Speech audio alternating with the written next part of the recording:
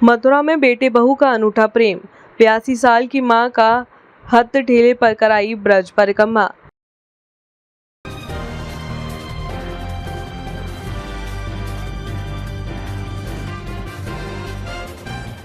नमस्कार, मैं हूँ शालिनी और आप देख रहे हैं बीबीएन भव्य भारत न्यूज।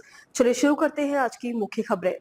82 वर्षीय रामवती की ब्रज 84 कोस परिक्रमा की इच्छा को उनके बेटे, बहू और बेटी ने पूरा किया।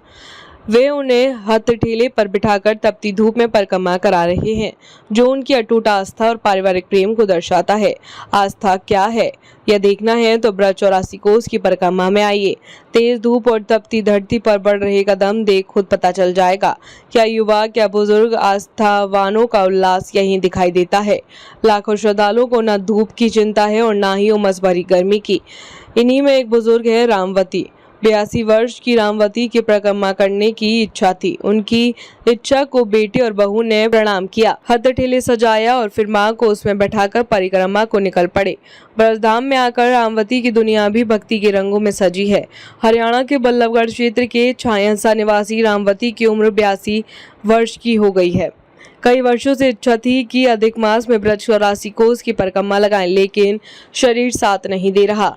बेटे महिपाल से अपनी इच्छा बताई। बेटे ने पत्नी लज्जा देवी और बेटी राधिका से चर्चा की। फिर तीनों ने ठान लिया कि वे मां को परिक्रमा लगवाएंगे।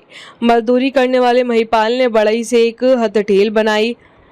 पत्नी और बेटी ने फूल पत्ती से उसे सजाया, फिर मां को उस हथठेल पर बिठाया और निकल पड़े ब्रज 84 कोस की परिक्रमा का कुछ हिस्सा हरियाणा में भी आता है। हरियाणा क्षेत्र से ही 4 दिन पहले परिक्रमा शुरू की। मंगलवार शाम महिपाल मां और अन्य स्वजन के साथ बलदेव पहुंचे। सभी हथठेल को धक्का देकर आगे बढ़ते और रामवती उस पर बैठे राधा रानी का जाप करती रही।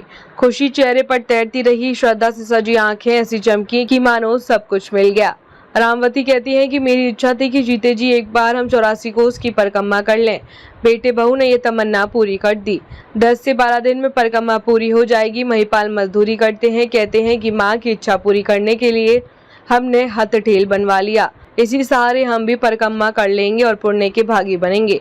हर तीर्थ स्थल पर टेक रहे माता। रामवती बच्चों के साथ परिक्रमा मार्ग पर पड़ने वाले हर तीर्थ स्थल पर जा रही है। वहां परिवार माथा टेकता है। तेज धूप होते ही कहीं छांव में विश्राम और फिर मौसम ठंडा होते ही परिक्रमा शुरू कर देते हैं। सास को परिक्रमा कराने की खुशी बहू लज्जा देवी के चेहरे पर साफ दिखती है।